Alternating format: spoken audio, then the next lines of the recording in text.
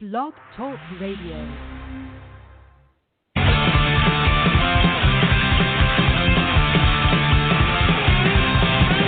Gray race shriveled, trapped inside the world it creates is black and white. The gray race shriveled, trapped inside the world it creates is black and white.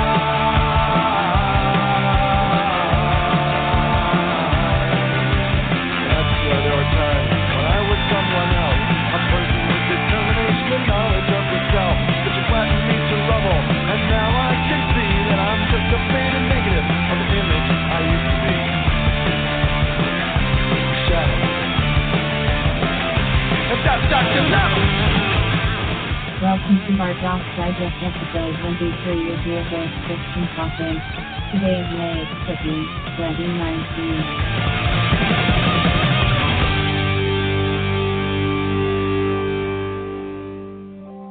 We would like to share a prayer with all of you who risk it all to seek and share truth for the betterment of humanity. This broadcast is brought to you in part by Eternal Affairs Media and DarkDox.com. Welcome to DarkDox Digest, episode 23, a Gray State special with Dan Hennon and Greg Fernandez Jr., who were in the Netflix documentary, A Gray State. Greg Fernandez Jr., of course, has been on the show several times. He's one of the co-creators of Resist the Grove, and he was in our documentary, They Are Here to Save the World, when we went to the Bohemian Grove last year, and we're going to be meeting again with him this year. And now we have one of Eternal Affairs Media's new talents, Dan Hennon, who is also in the Gray State Netflix documentary. Oh, wait, I got a little feedback here. Hello. All right. Yes. So if you guys want to kick this thing off, you guys are the experts. I've been spending hours, if not days, on all of your research. It's just endless, it feels like. Yeah, go ahead, Greg. Start things off if you want. I'm sure. I mean, I guess for anybody that doesn't know about this case, we have David Crowley. He's a filmmaker. He was a former U.S. soldier who was working on a project called Gray State. And on January 17, 2015, his body, his wife's body, and his 5-year-old daughter's body are all found inside of their home in Minnesota in Apple Valley. And that's where it all starts. And from there, it gets pretty damn crazy. Now, you would think that 3 bodies in this house for what could be 1 week, 2 weeks, 3 weeks, we really don't know. There really is no time of death. But you would think that that would be the craziest part of this whole story. But that's where the whole thing starts. And from there, that's when things get really crazy as far as trying to find the truth to what happened. Were they murdered? If David Crowley, who is guilty of killing his family, why do we not see any evidence that points towards that? Why are there so many people that are so certain that David Crowley is guilty that they will go to such lengths as to make threats, as to cyberbully, to play games, to do all of these things that truth seekers don't do, to do all of these things that real people are not supposed to do? Why has there been so much games? Why has there been so much drama when all we're asking is one simple question? Where is the evidence that proves David Crowley guilty? I don't think that's a big question. I think it should have been a simple question for the media, for the alternative media, for the family, for the friends, but most importantly, for the investigators. None of them can answer this question. In this country, you are innocent until proven guilty, and David Crowley has never been proven guilty. Therefore, he is innocent. Yeah, I agree. This is Dan Hennon. I created the Justice for David Crowley and Family Facebook page back on January 19th, 2015, 2 days after the bodies were discovered. After first hearing the official narrative, I knew something was up. None of these stories seemed to make sense. Nothing added up, and I wanted justice for this family. David was 29 years old. in shape, healthy guy, working on a lot of projects, and his wife was Comel. She was 28, and then they had a 5-year-old daughter, Rania, and all three were found dead from a gunshot wound in the head in their house, and the bodies were laying there after Christmas, they think up until 3 weeks before the bodies were found. None of the neighbors heard any gunshots. There was no problems with the family. David had just signed a deal with a Hollywood producer to make his story, his script, into a movie or a web series or a television series. One of the options, they were still finalizing that, but it hadn't come to fruition, and then his wife started an at-home business and was in the process of putting together, possibly writing a book on dietitian, nutrition, and whatnot, and then the daughter was in kindergarten. And so all three were found, and we're talking over the Christmas holidays is where we start finding out that there was no welfare checks by family, friends, neighbors, or relatives. And then we get over the New Year's Day holiday, still no welfare check. And then we get into the first of the new year where the daughter goes back to school and missed the first 2 weeks of school, and no welfare check performed on the family. So right away it seemed odd. And keep in mind that this story came right on the heels of the Captain Philip Marshall family in Calaveras County, California, where they were found all dead of a single gunshot wound in the head in February of 2013, along with the family dog. This story was all the same way, except the dog was living, the dog was there, the family dog was in the home, and when it was announced that body parts were missing from the human remains, they blamed it on the dog scavenging the bodies because he was so hungry. And what we've got is a variety of strange incidences of the portions of the body that went missing. And so what we've got is the official narrative of David Crowley snapping, maybe having PTSD, being high on marijuana was some other stories, mentally. Oh, geez. We had all of these theories came to the fact that, and to end up the fact that he shot his daughter once in the head, his wife once, twice in the head, and then himself once in the head. But after all this was done, Comel's body had 2 missing hands. Her left and right hands were missing. David's right hand, he was right-handed. His right hand was missing. Most of the skulls of David and Comel were missing. And the entire right arm of the daughter, Rania, the 5-year-old daughter, her entire arm was missing, pulled out and removed from the socket itself. And they said, well, the dog must have gotten so hungry, the dog did all this. So after that, this has been 4 years now on the investigation in looking into this strange, bizarre case. And we've got 2,600 members on the Justice page. There's another Justice for David Crowley of Gray State that has 10,000 likes on that page. And there's a hashtag on Twitter called Justice for Crowleys. We're looking for justice for this family. This was obviously a triple homicide.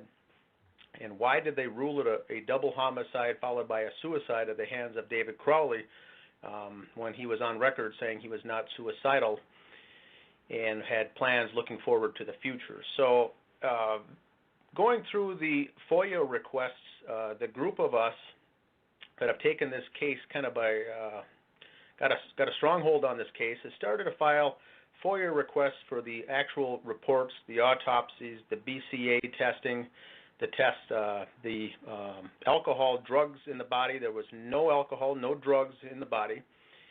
And so various things like that, and we started to put together some YouTube broadcasts and had articles written about this story and had done radio interviews much like this show here. So this is for over 4 years now with the strange things happening in the story, including, I almost forgot to mention, David's mother died 7 months after the killings of the bodies were found, and she died under mysterious circumstances. His parents were divorced. She was living alone, and her body was found in the backyard patio at a table and chairs, slumped over with blood and vomit coming out of her mouth and nose. And so nothing was really answered to that. She, by reading the police reports, the only member of the family, of both sides of the family, that questioned any of this was his mother, Kate. She said in the police reports that it didn't add up. There's no way that this would have happened unless they both had a pact, or they did this together, or they both agreed on it, him and David and his wife. So she said, I don't believe this happening unless there was a possible pact. So that introduced another theory, that there was a possible pact theory. And then it was 2 years ago, the documentary A Gray State came out that was directed by Eric Nelson out of California. And that was more of a propaganda piece with a really heavy slant, really pushed the angle that David did this. It very much agreed with the official report. The law enforcement report, by the way, the case is closed. The case is finalized. They did rule that David did this. And that's where we stand today. The case is closed. So we're just pushing along, trying to bring exposure and trying to raise awareness about this case that still hasn't been. We don't know if it's a cover-up, if it's just poor investigating, but there's many inconsistencies. So far the list is at 47 right now of just simple inconsistencies in this case. What really blows me away is that I've been involved in the truth movement, 9/11 truth movement, in the Fed, anti-Bilderberg, anti-globalist, anti-UN stuff for years, and I've been to New York. I've worked with InfoWars on certain things over the years, and I've never heard of this case, which, I heard of it because of the Netflix thing. I saw Greg on my TV. It just looked like, I saw the trailer for it, and I'm like, whoa, what is this? And I popped it on, and then sure enough, I freaked out. I print screened it. I sent it to Greg. I'm like, why are you on Netflix? And he's like, oh, yeah, I've been working on this one. Here's the link. So it's so amazing to me how, I've been researching all kinds of stuff involved with the occult and stuff, and false flag operations and things of this nature, and this just totally flew off my radar. And the documentary definitely is very slanted, and it raises more questions than it answers. That's for sure. Here's a clip from the documentary, and this is a local news report with a police interview after the bodies were found. Apple Valley Police recently closed their exhaustive year-long investigation, and for the first time are sharing their findings with the Fox 9 investigators. It looks like David snapped and took the lives of his wife and daughter, and then ultimately himself. Who wrote Allah Akbar on the wall? He did. In her blood? Yes. Why did he do that? We believe that was just kind of a parting shot. So that clip on its own is so unethical for them to speak in such absolutes about this thing that was at that time still being investigated. And from your research, did they have any substantial evidence that for sure he wrote Allah Akbar on the wall with his wife's blood? Absolutely not. Absolutely not. Nothing. And that clip was done, I think, a couple months after their investigation closed. Absolutely not. Okay. And that's why they always say, we believe, we think, because they don't know shit.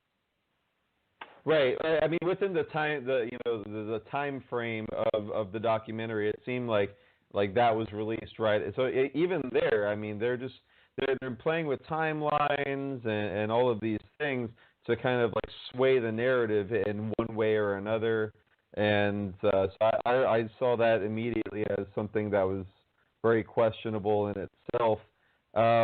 Another thing, shortly after that, they played this, and this raises a lot of questions to me as well. And this is a strange thing.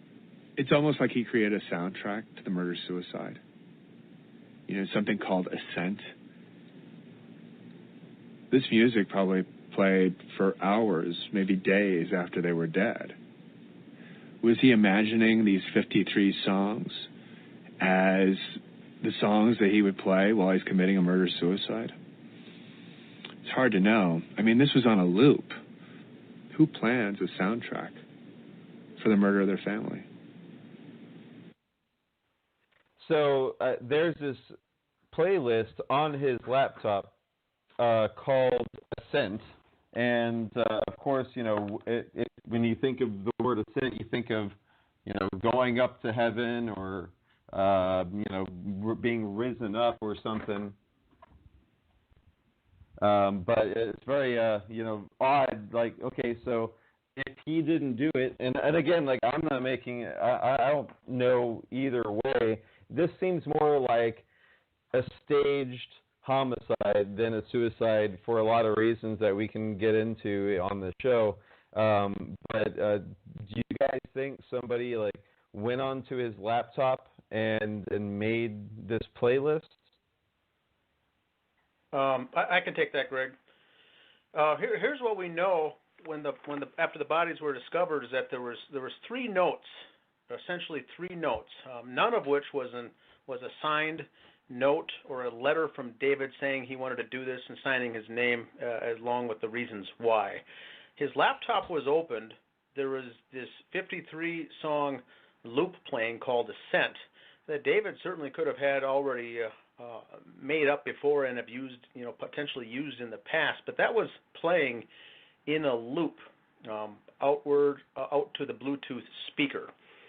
And after the battery died in the speaker, it wasn't no longer playing, but they found the laptop still playing with nothing coming out of it for that. Next to that, on the laptop itself was a text box opened. Think of a program like WordPad or WordPad, and it said really all it said on there.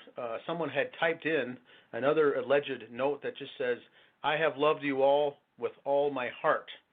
So someone had opened up, the killers allegedly typed that up, and so police would think that that was a suicide note, something that anyone could have with access to that laptop. And then there was the blood writing on the wall, written on the living room wall in capital letters, Allahu Akbar, in blood. Now this is something right out of a Charles Manson story here, but it was Comel's blood, the wife. Her blood, it was tested and found out that it was her blood that David allegedly wrote. Now, once again, no fingerprints, nothing tying him to writing that blood. David typically writes in lowercase as far as the handwriting analysis, never writes in all uppercase. This was all uppercase. In fact, it looked like a left-handed person wrote it, and David is right-handed. And then in the office, there's a notepad, a spiral notepad with a pen next to it that says, "Submit to Allah now." Written in pen, looks like David's handwriting, looks like David actually wrote it. But those were the various notes that were left behind. So investigators came in and thought, wow, we have a gun lying here next to this man's left hand. He wrote all these messages, and obviously he must have killed everyone. And looking through the basement of the house, they see all of this FEMA, Homeland Security, Gray State, anti-police, kind of radical extremist things. I think they would have looked at him without knowing who he was. Probably thought the guy was nuts. There was some open marijuana on the bedroom dresser, conveniently left out, I think, as part of the staging to direct the investigators' minds that someone was high when they did this, and they pinned it on him and shut the case and closed up the case. So all of these things were very, very strange, but I don't know if someone created that playlist specifically for that, or if that was already in his music box on his Apple, on his MacBook. But that was what was playing when investigators came in. It was still playing in a loop.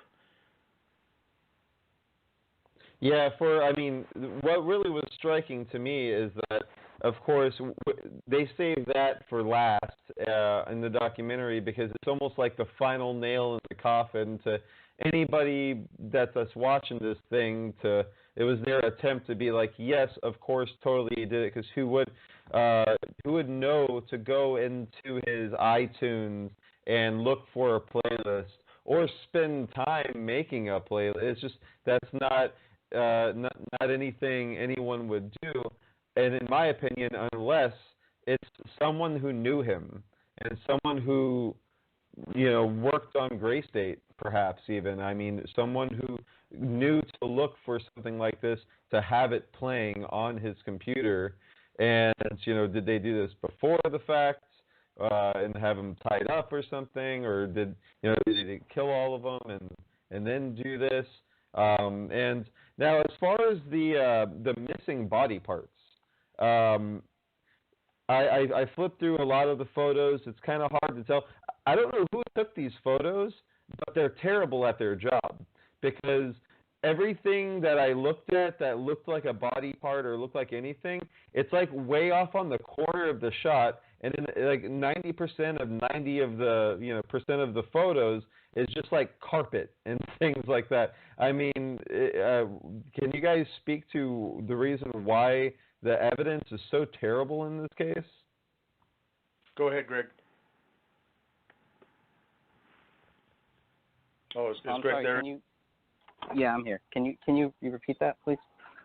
Oh, yeah, I was just saying, I was looking through like these hundreds of photos on your website from the crime scene, and they're awful. Like, in terms of quality, it seems like the person shooting these photos was like making it a point not to direct the camera at anything they were supposed to be looking at. It's all like weird, off on the side, slightly cut off pictures of things. Like, what can you make of all that?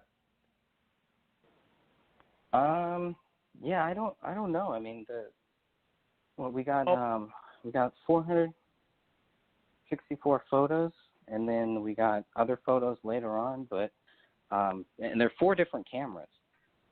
So I can jump in there, Greg. Christian, as far as the comment, here's what I think, because I saw the same, very much the same thing. We received all these photographs of the crime scene via a FOIA request, and looking at them, they look just like a lot of just photos in every room, upstairs, downstairs, each of the rooms, and also the main crime scene, which is the living room. And then when someone got a hold of the audio, the police audio of the police responding to the scene, the first thing that they captured their mind was when they went around back, the officer said the rear slider patio door is unlocked and slightly ajar. And that was never mentioned in the police reports until someone grabbed that audio. And so one thing I did notice in looking at the detective photographs is that there was 15 photos of the front door, all from different angles, showing there was no break-in. Front, the back, the side angle, the door opened. It showed all these evidence that there was no forced entry into the home. And I know they have to take those, photos, but we already know that the access to the home was open because of the rear slider that was unlocked and slightly left open 1/4 of an inch.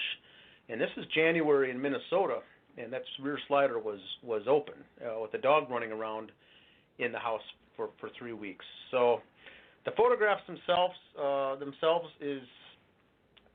we've been able to delve into them a little bit with the detail by zooming in on some of these things, and that's where we saw a lot of things that just didn't make sense. There was a knife at the scene, a knife, and then the weapon wasn't photographed where it was at the scene. It was photographed sitting on a table with the magazine out and the bullets ejected, and the various shots of the pistol just laying there. Now it was his gun. David did own this .40 caliber handgun, and it was registered to him. But no fingerprints he didn't have any fingerprints on his own weapon that was found. Huh. So things like that. Yeah, we started. Of course he would. I mean, if it's your, I mean, if you take fingerprints from any of my guns, of course my fingerprints are going to be all over them. Granted, all of the photos and videos that we saw in the documentary that he was like shooting, kind of prepping, he took a lot of footage of himself. And typically when he was holding firearms, he was usually wearing those like Oakley combat gloves. But nevertheless, I'm sure he takes his things to the range from time to time, and I doubt he cleans it with bleach after every time he uses the thing. Yeah, so that's all very interesting because he's very much into his guns and his weapons, and like Greg said, he was in the U.S. military, served a couple stints, one in Iraq, one in Afghanistan, and did a lot of shooting and training, and was very much a producer and very artsy and creative in his film background. Film was his life, so he made it very obvious that he recorded stuff all during the day, whether it was his daughter, whether it was a family vacation, whether them just sitting around having dinner or eating ice cream. David had his camera out filming and looking for that shot and looking for that. That's just the way his mind operated. So they did show a lot of those clips in that documentary.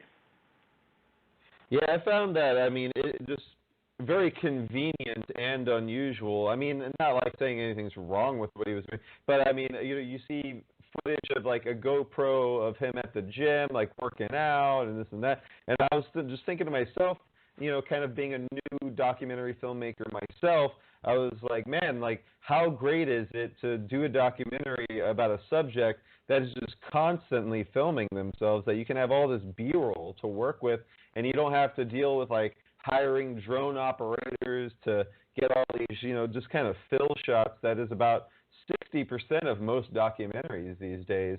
They didn't need any of that. He had so much. So it was very interesting. I want to talk about a little bit.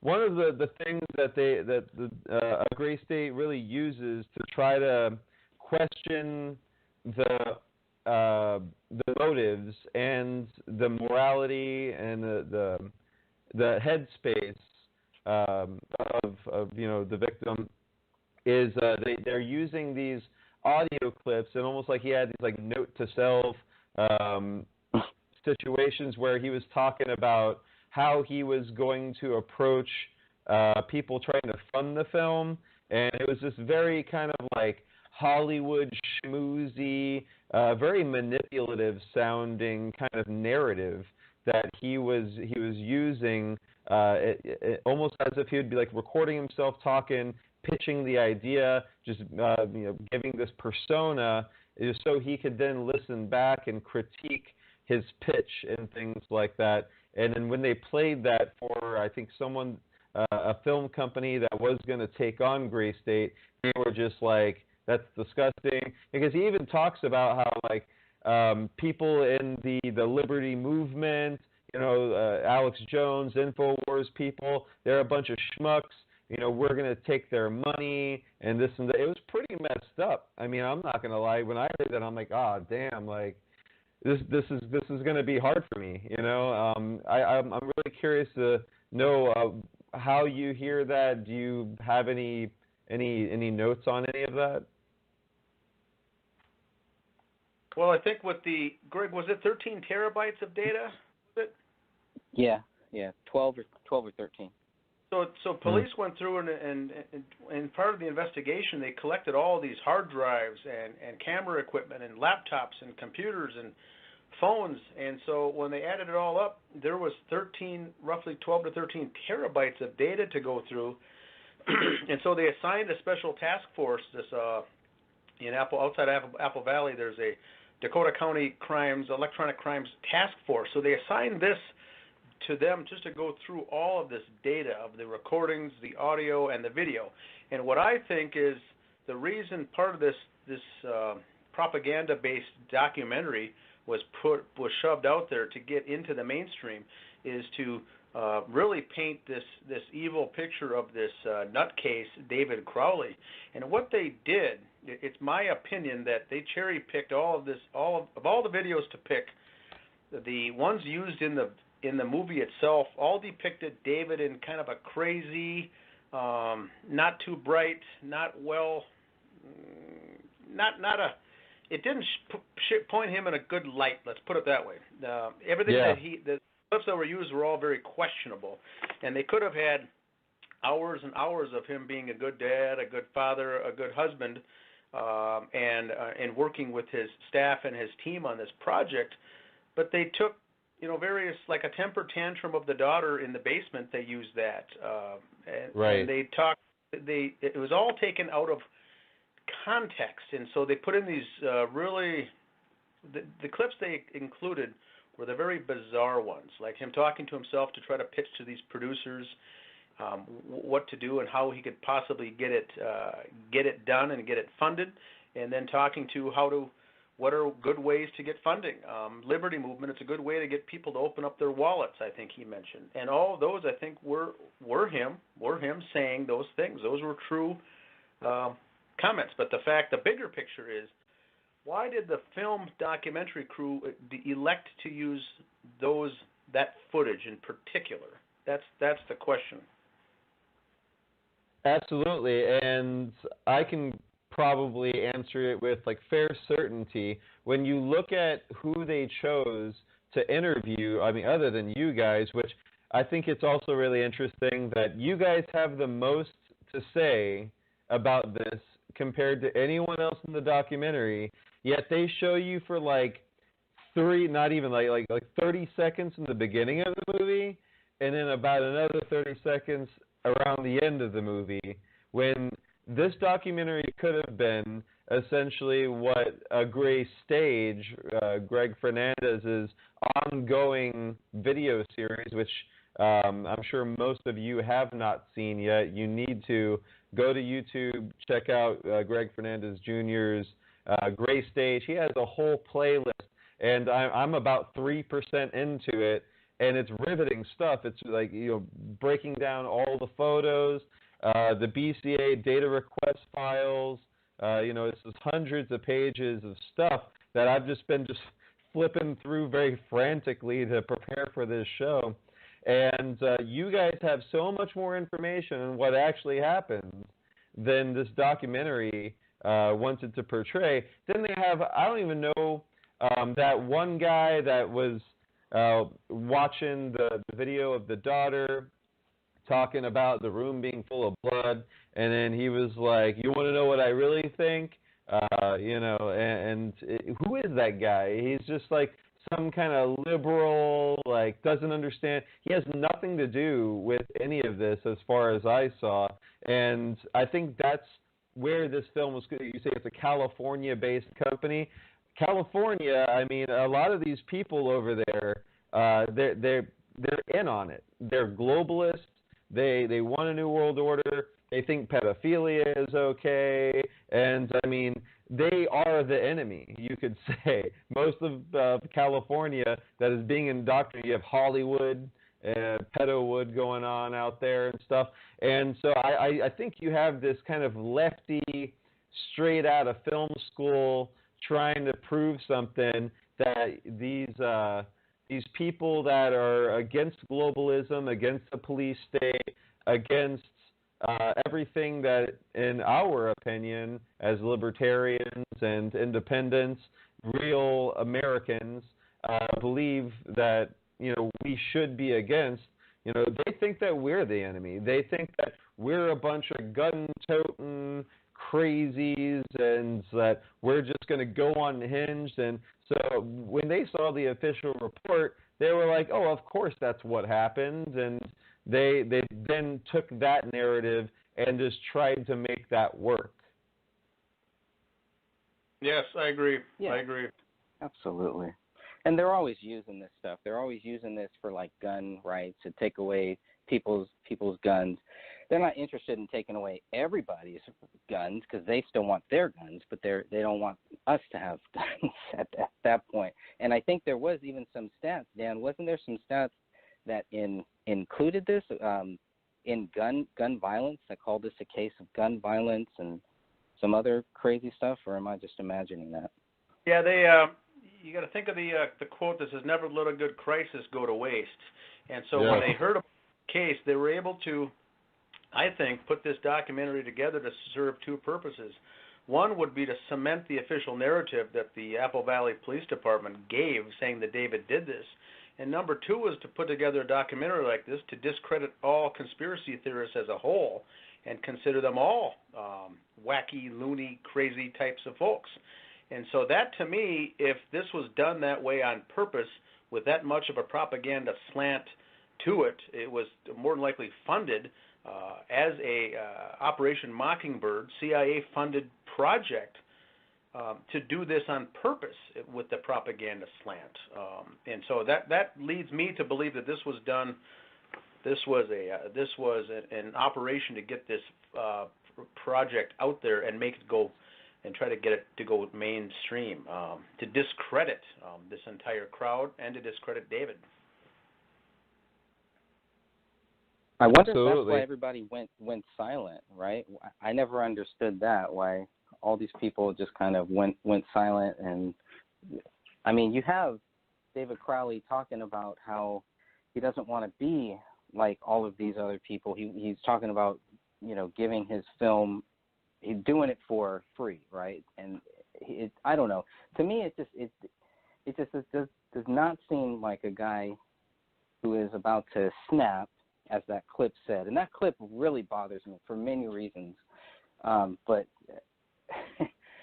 there's no way. I mean, how do they know? How do the cops know that David wrote in Kamel's blood? How do they know that David actually wrote that?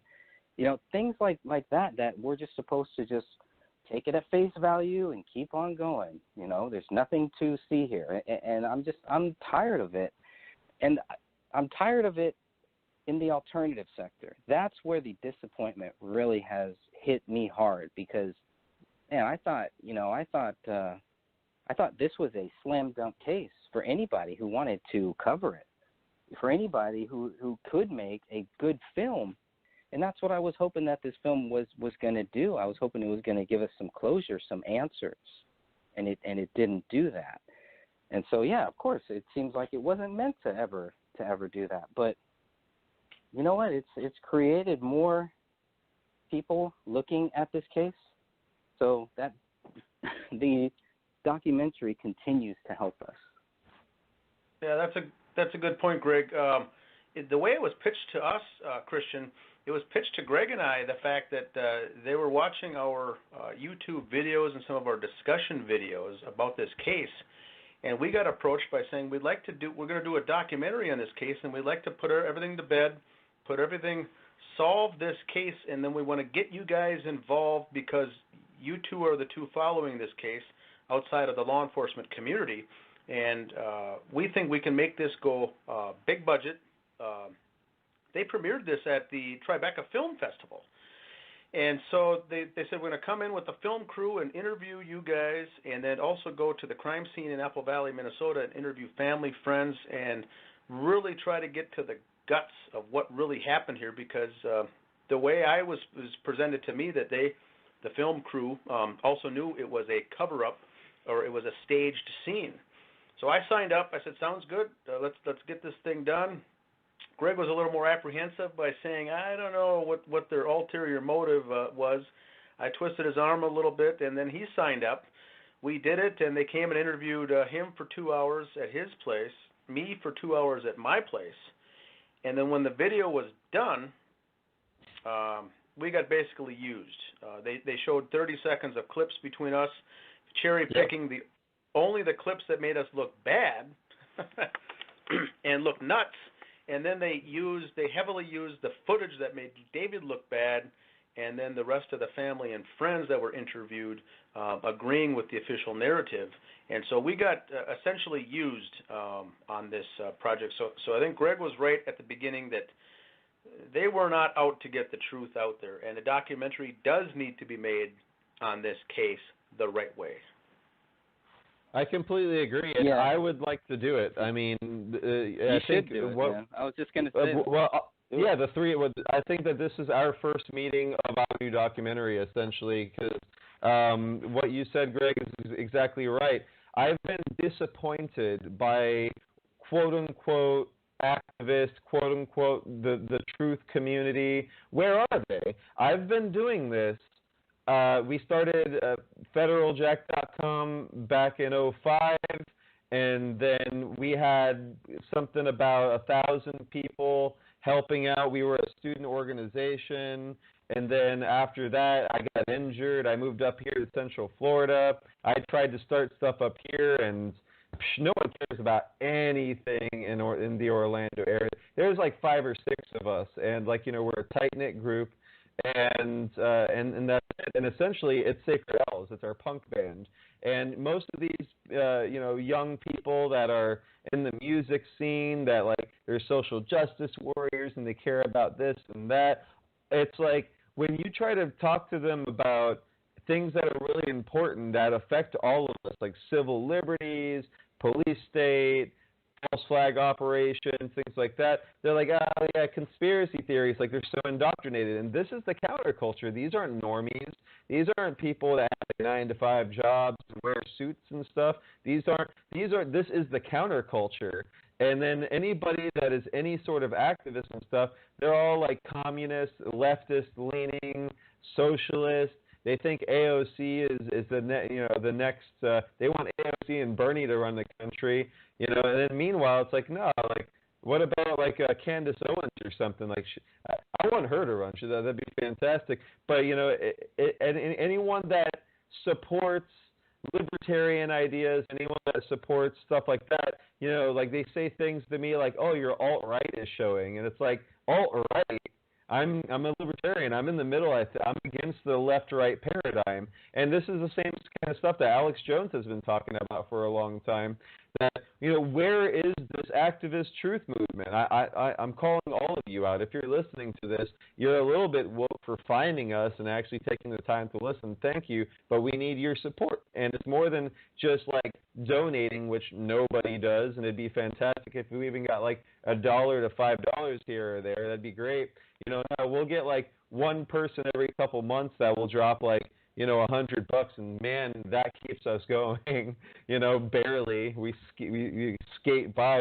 But more than that, like, where is your act? I want you to show up to a protest. I want you to show when we have an event, drive out, show up, and there's nothing really going on, and it's just year after year I get older and I'm still fighting for the same cause, and it just gets very disappointing where you'll see people that might get interested and they'll disappear after a couple of years, and you have to wonder, like, did they get to them, or did they just, like in the Matrix, decide that they would rather go back to sleep? They want to bite into that steak. They know it's not real, but it tastes good, so they're just gonna tune out and join the mainstream. And I get that a lot of this stuff is triggering, and I honestly think that it might have even been possible that the creators of A Gray State had the best of intentions, but as they started really getting into the nitty-gritty, once you start looking at those crime scene photos, once you start really I'm sure they got haunted by the whole thing, and if you're not strong enough, you're just going to be like, yeah, I'm just going to go with the official narrative because I just want this thing to be over with. And I think that if they weren't from the get-go, yeah, exactly. If you don't have it in you, your mental health is more important, right? Yeah, but don't come after us. Don't stand in our way for people who do want to find out what the truth is. Don't do that. You know what I mean? Right, and that's exactly what they do. Where anytime you bring up stuff like this, or you even have questions about like vaccinations, or you have questions, you share a report about something that it's like, oh man, this doesn't look good. They're just like, oh, here we go, tinfoil hat, all the memes, and it's like they are ashamed in themselves that they don't have the strength, they don't have the courage to stand up for something. And even though people might laugh at you, people might discredit you, call you the devil, call you all kinds of, I get called all kinds of things, man. And it's just like, you're just mad at me because you wish that you could do this. You wish that you had the courage to be like, yeah, I'm going to go against the grain on this one, guys, and I'm ready to go out swinging because all of you guys, like crabs in a barrel, are trying to bring me down when I've been doing nothing but all of your things and stuff, whether I might agree or 100% or whatever. I'm supportive. I'm like, yeah, you're trying to put something back into the world. That's cool, and you have my support. Meanwhile, you have just a lot of people that are just trying to tear you down. But DarkDox.com, we're working on several documentaries right now, and we'd like to take this one on too. Right now, we're working on a documentary called Exposing Pedo Swim. I've been researching Adult Swim, and in particular, Dan Harmon and Justin Roiland, They're co-creators of Rick and Morty, and these guys have been making hardcore, sadistic, murder, pedophile cartoons that are available on their Vimeo channel right now. We've backed up their whole archive because there's some criminal stuff in there. They even use like the PBS Kids logo repetitiously at the beginning and end of episodes to kind of make the joke for like two girls in one cup that has like hardcore, like gory scenes. The whole show is about a cup living with two girls that are trying to get them to piss and shit inside of it and all kinds of other nasty things. But they're slapping the PBS Kids logo on there, and they're talking about on their Twitter about how in an alternate reality, Rick and Morty have a very happy, healthy, consensual sexual relationship. And that's after they made the Doc and Marty cartoon, the precursor to Rick and Morty, that is entirely about blowjobs being given from Rick or Morty to Doc in order for the time travel car to work. It's disgusting, and it's part of an agenda to, show this stuff to kids and act like, oh, it's funny, what's the big deal? So we're working on that, and we put out, of course, Sacred Out There here to Save the World, which is our band's tour documentary, going from Florida to the Bohemian Grove last summer, and we made a conspiracy road trip out of it. We stopped by the Denver airport, and we filmed all of those really creepy globalist murder, a bunch of children in caskets, murals that they have out there, and then how the Denver airport put out a whole thing about conspiracy theorists and, trying to discredit anyone talking about it. We went to Boys Town, Nebraska, and showed what it looks like today, and went into the museum, all kinds of weird stuff going on in there. But we love it. And it's all very low budget, and we're totally happy with that. Most of it was shot with $12 spyglasses from the Wish app and our cell phones, and that's it. And that way, we don't have to go out and crowdsource. We don't need GoFundMe. We don't need thousands of dollars. That documentary cost us whatever it costs to put gas into our vehicles, and maybe $10-20 and a couple of like toys that we use to record things with. We're using a hacked version of Sony Vegas Pro I've had for over a decade, and we released the DVDs ourselves. It's not on any, it's like, and that's the only way you're going to get a true product. And the more people donate to DarkDox.com and Eternal Affairs Media, the quality is going to go up because we're going to take that money and we're going to buy nicer cameras and nicer things and be able to go out and do new things. So again, if you see value in these kinds of things, please donate. But man, like we would like to. I love the title you came up with, Greg, The Gray Stage, because when you look at these crime scene photos, it's so staged.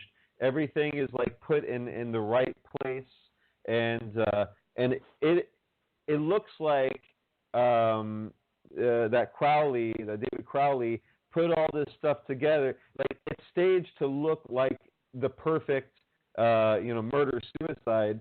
But if I was doing a murder suicide, or anybody that I would imagine, you're not in like a very OCD, everything has to be perfect. And I think that's another reason why in A Gray State, they kept railing on, oh, he's a perfectionist. If he had any flaws, he was a control freak. Everything had to be his way. They were trying to put that into your head, almost in like a very subliminal way, the whole film, in order for you to, once you see the end of the film, be like, oh, of course. Well, it's so spoon-fed to you, and that is so suspect to me that it was staged by somebody else that knew him very well, and I want to get a little bit into that. I came across right before we got on the air on your site, Greg, the some of the last posts that were on Facebook from David, where he was saying that the film's going to come out and you guys are friggin' sweet. I hope this film makes you all proud. I would try to do a private screening or something exclusive, but hearing the news every day, I don't think we have the time. And then what was really that's for the documentary David was working on. Right. It was like a documentary about the making of the film, right? Correct. Right. And then one of the comments underneath that was, "You need to call me. I'm all good with getting out free intact. I brought up that initially. Is kind of weird phrasing there, but it's released. I think he meant in fact, but yes. Yeah. Yes. But if it's released before my court, you may send me to prison instead of beating my case. For real, though, David Crowley, call me." And then he responded, "I don't have any of your tax talk in there, Sean, my man. Don't sweat it. This movie is meant to send other people to prison." So, I mean, that right there, you have this guy that I guess was talking about some weird tax thing. I saw you spoke about that a little bit. Would you like to elaborate on your thoughts about that? Yeah, that's from Sean Wright, who is also in that film, who had a big hand in that film, was behind the scenes involved in that project. So, and he was worried that David Crowley was going to put his tax stuff into this film, and of course, David didn't do that. But Sean still had to pay some fines for taxes, so he still found out the hard way that you got to pay your taxes. Now that was weird because that was on December 9, 2014, and this is when this is. I mean, they say David Crowley probably killed. They say everybody was probably dead by December 26th. Okay, this is December 9th. Sean Wright claims to be very close with David. If he's so close with David, why is Sean Wright writing his own phone number on this post, on this public Facebook post? Sean Wright is actually writing it there. Oh yeah. So you can trace all of this film goes back to the same cast of characters, the same people that are trying to tell us there's nothing here, don't worry about it, don't look at it, because you don't want Department of Homeland Security or the FBI looking down on you. It's all threats, and it's all veiled threats. But this just really shows that a lot of the stuff that Sean Wright said is not true. And he's not the only one. He's a very, very small actor in this whole stage, right, in this whole thing. Whether you think the crime scene was staged by David Crowley or staged by somebody else, to me, this is a staged scene. The only question is who staged it. And if it's not David Crowley, then it obviously has to be somebody else. So the whole Sean Wright thing, and this post was very, very strange, because this was a post that was actually taken down after David Crowley died. Well, who had access to this, and why was this post taken down, period? Did David take it down? Yeah, so someone got onto David's computer, maybe after the murder, going through to scrape anything that would point to them. You wouldn't need to get on his computer, right? You would just need to know his username and password. Yeah, but if you didn't know his username and password, the only way would be if you went onto his laptop and it was already logged in, which most of us stay logged into Facebook. I mean, so you don't have to log in every single time. I'm a little more paranoid. I log in and out like all the time and change my passwords because, DarkDox, I know better. Yeah. But remember, David's password was in the hands of the authorities as evidence at that point. So someone logged in onto David Crowley's personal Facebook wall, and there was a handful of posts deleted from his own wall. And the question is why, and the question is who? Who did that? Well, I like where you're going, and I'm almost picturing, if we're going to put out this gray stage documentary, calling it the Gray Stage, I'm almost. I love like the graphic you use, Greg. It's just like this very old-fashioned looking, almost Shakespearean stage. And now we're talking about the actors on the stage. Now we have this Sean person. Let's talk about some other. I like to name names because when people are like, "Oh, who is involved? Who's guilty? Who is they?" I'd like to know some names. So you want to go drop some names and how they're involved and how they might be suspects in this murder, because that's exactly what I'd like to do with this documentary. Greg, did we lose you? Oh, well, yeah, go ahead. Yeah, go ahead. I would say the one name is the first thing we have to remember on a case like this is that there was two sides of who thought did this. If David didn't do it, everyone else thought that the government did. Some black operation came in, some wet work team came in. It was a professional hit. They wanted him out because of his movie, and that's not right. what Greg or I have ever said at all. Now, they use that to call us conspiracy theorists because some dark entity came in and did this.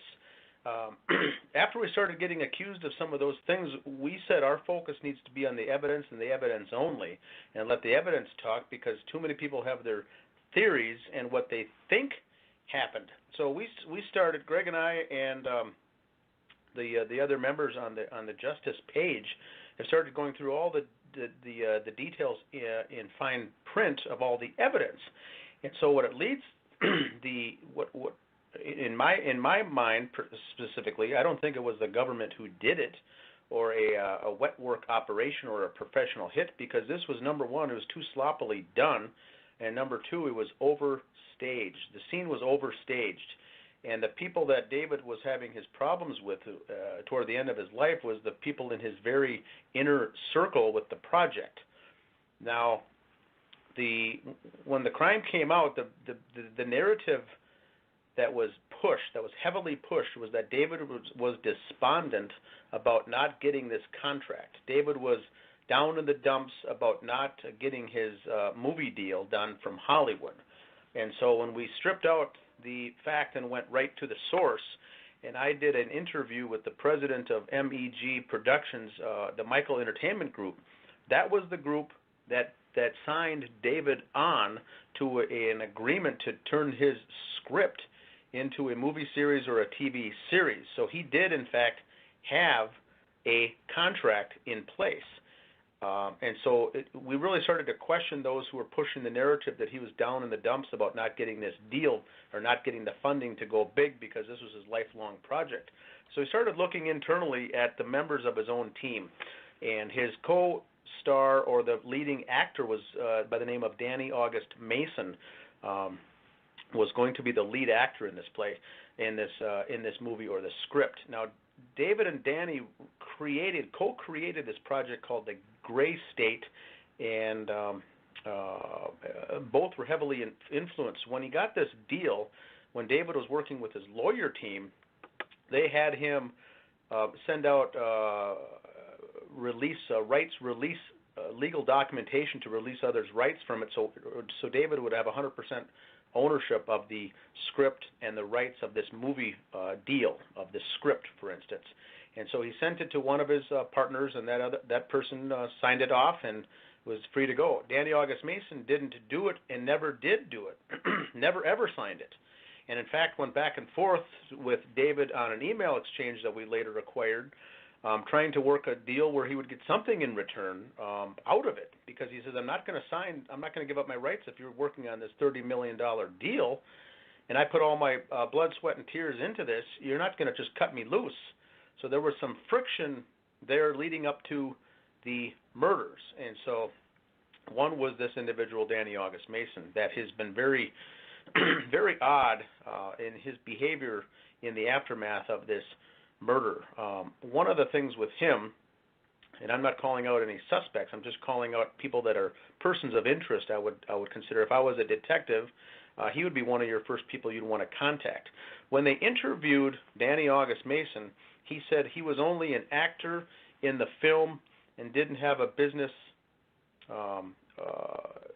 he wasn't involved from a business perspective and didn't have an ownership of the project. So the cops interviewed him, and off he went on to the next person.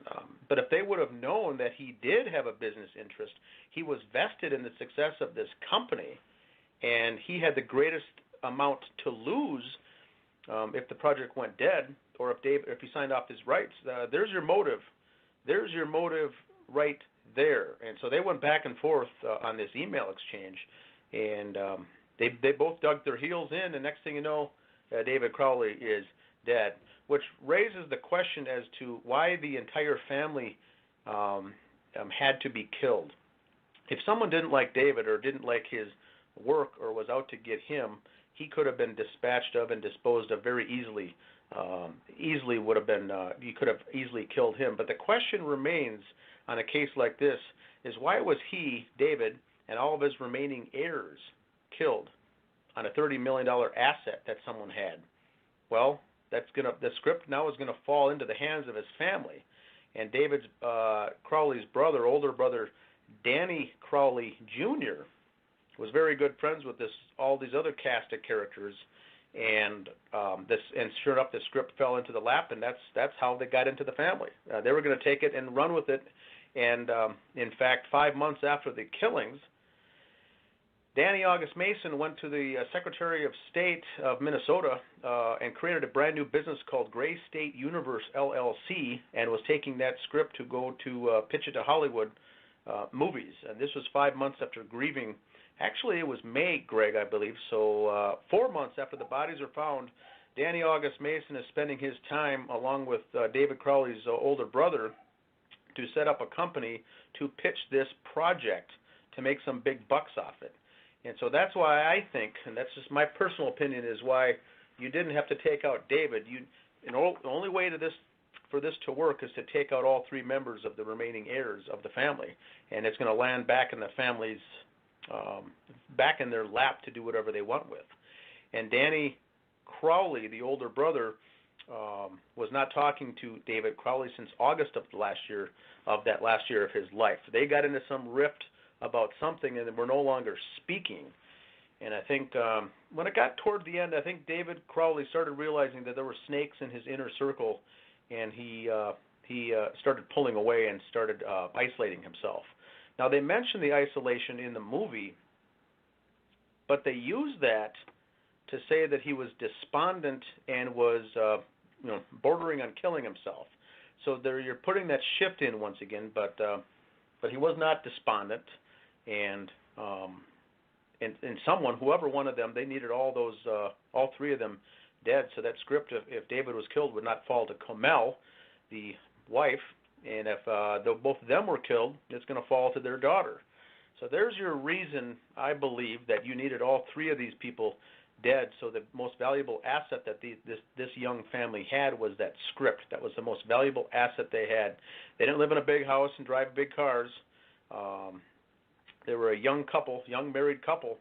But once word got out, you're sitting on a $30 million script potentially. And you're going to write off the main character and the co-creator of the project and get him out by legal means, get him out. That's not going to sit well. And is that going to lead someone to murder? I don't know. People have murdered for less. It's just damn I petty. would just like to add that. Well, I mean, and this doesn't mean that Dan is saying that that's what happened. We're not saying that that's it. Of course not. We're speculating here. But that's, yeah. I mean, the whole thing is, he's good at just laying all of these different things out, and then people kind of take certain things and they kind of twist it, or they just clip it. You know what I mean? They just use certain quotes. And that's what the whole documentary is. To me, the whole thing, except for maybe our parts, everything just seemed very, very twisted and just taken out of context.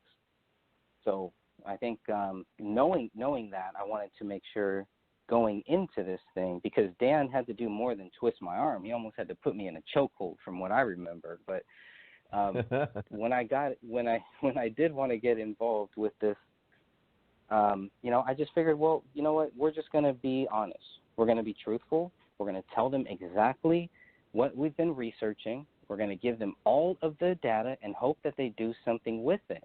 We're going to tell them that the police left that house without 2 very important bullets. We're going to tell them that they left that house without looking up and seeing a bullet hole in the living room ceiling.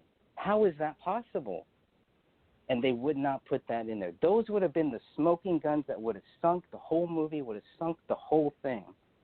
And they can never, ever take that back. So, sorry. Yep. Oh man, it's. I'm just flipping through the photos here of the family and stuff. I just linked the Justice for David Crowley page, as well as the Justice for David Crowley and Family group on this, and anyone listening, like, definitely join the group, like the page, and because this is just an ongoing, just awful wormhole of just really loose ends. It's all just loose ends. I mean, this is probably one of the most messy cases that I've seen. I mean, where you almost get overwhelmed and you don't know where to start. I mean, with all of this, we definitely have our work cut out for us, and you've definitely done a lot of work, moving forward to get started with us for sure. And this is all Dan's fault, by the way. Dan started all of this. All his fault. Yeah, he got you into this. Yep, he got me into this. I did not want to look into this. I was not a fan of David Crowley. I didn't really want anything to do with this, but he asked me to, and I looked into it, and that was pretty much it. But I always like to blame him. It just makes me feel better. Oh, thank you. Greg, a good point you just brought up about the bullets and the detectives not tying out the number of bullet casings from this .40 caliber to the number of bullet fragments that they left the house with on the day that they wrapped up the crime scene. The house is roped off for one day, and then they opened it basically back up after the cleaners came in. But the day that they left, they found that 6 rounds were fired, and they left with 4 bullet fragments on this, and hollow points were used. For some reason, you want to kill yourself. I don't know why you'd use hollow point .40 caliber, but that must have been to what David's plans was when he killed himself, to use a hollow point. So they left with 4 bullets. Police thought they had 1 bullet from David, 1 from Rania, 1 from Kamel, and 1 they found lodged in the basement wall that had been shot from the upstairs directly into the floor and landed in the basement wall. They dug that out, and they left with 4 bullet fragments. Now, they also had 6 casings laying on the floor. So they didn't do the math. They left, and they treated this as a double homicide followed by a murder. Now, the cleaning crew comes in, and they're lifting up the rug in the living room and pulled the rug back, and a bullet fragment fell out from beneath the rug. They didn't want to touch it. They call the police. They show up and says, yep, this is bullet fragment number 5. They're still 1 short, but they've found bullet fragment 5 2 days later.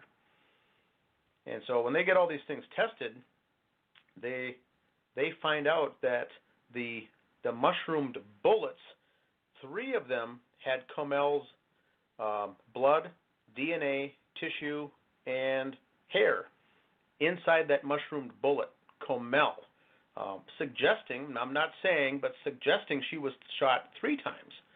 One of the bullet fragments had Rania, the daughter, the 5-year-old. Rania's blood, hair, and tissue in that bullet fragment, that mushroom bullet that went through her skull, was attributable to her. And then one in the basement that didn't have any human tissue on it, that was fired into the wall. Which, once again, if you're shooting your family, why would you need some kind of a warning shot or a shot into the floor while standing there?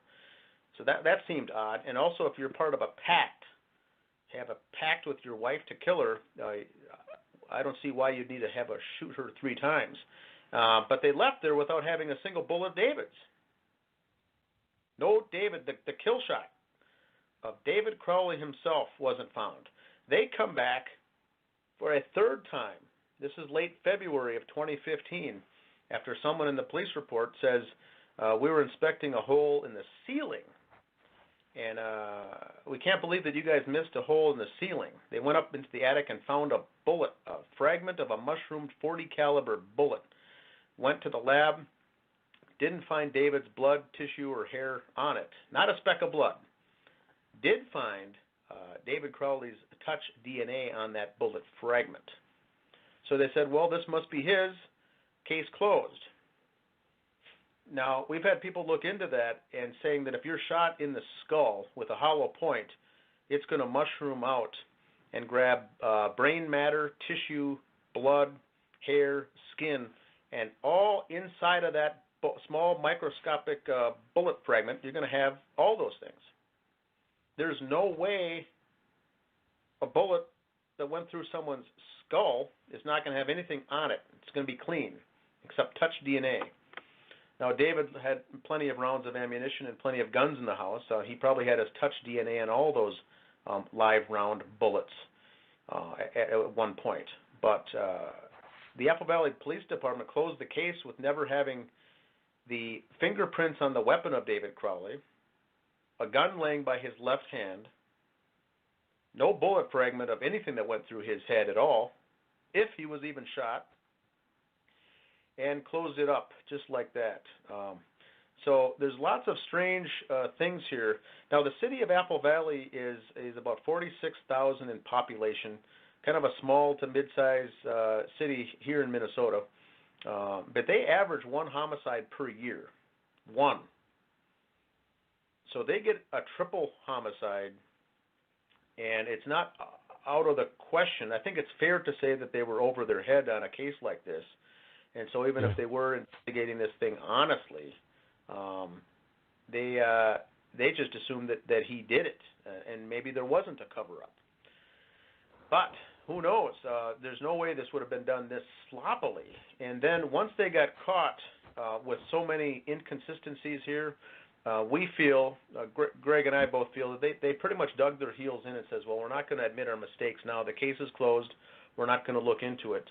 And since then, we've been sending the law enforcement authority and the captain and the police captain and the chief several more forms of evidence that has come to light recently, including phone records, text messages, and the like. That packet of information has also been sent to the Minnesota Attorney General. And no one, and I repeat, no one is interested in looking at this case. Yeah, I mean, because I could totally see to them, they're just like, crazy conspiracy nut, you know, all this Ron Paul, bunch of FEMA stuff, guns everywhere. He went crazy, killed his family, case closed, we got stuff to do, you know, I'm not going to, you know, be opening up cold cases, and, you know, and I mean, to be fair, that a lot of, you know, closed cases, cold cases, you know, not even as absurd as this one, you know, people, you know, they never want to let go, so I'm sure they get bombarded with all kinds of stuff, so it just becomes all white noise to them. You know, it's like not even necessarily like some kind of, like you said, some kind of cover-up or conspiracy, but I could definitely see them being like, look, we just don't have the time or resources for this, or forget it. And that's the unfortunate thing about law enforcement, and why, you know, I respect people in law enforcement that decided to do this very thankless job that, you know, doesn't pay very well, and it's gritty and it's horrible, and I considered going into it myself, but at the same time, it really comes down to it comes down to citizens doing the due diligence. I mean, you guys are really doing law enforcement's work for them, you know, and you guys don't get paid a cent for it. You're doing it really out of just the grace of your hearts and stuff, and I really appreciate it. And it's really nice to meet people like you that, you know, it makes me feel like I'm not alone. And when I'm up at 4 a.m. and, you know, I need a shower and I'm just like poring over these documents, and sometimes I just stop and laugh to myself, and I'm like, who am I doing this for exactly? Because this is why we do it, because there are questions that need to be answered, and then this is just another one of these X-Files that we have to deal with. Yeah, just to point out, too, that this is Dan once again, that I was not a fan of Gray State. I didn't even know who that was or what that was, and I never heard of David Crowley in my life.